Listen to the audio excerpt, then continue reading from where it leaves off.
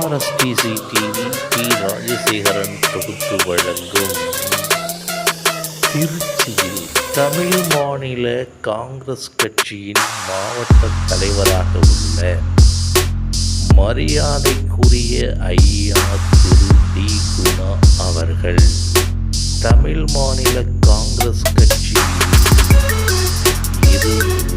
அதிமுகவின் கூட்டணியில் ராஜ்யசபா எம்பி பதவிக்கு தேர்ந்தெடுக்கப்படுவாரா என பொதுமக்கள் ஆவலுடன் எதிர்பார்க்கிறார்கள்.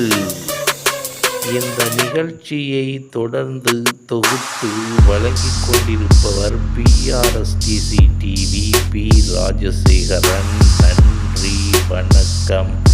சப்ஸ்கிரைப் பண்ணுமாறு வேண்டுகிறேன்.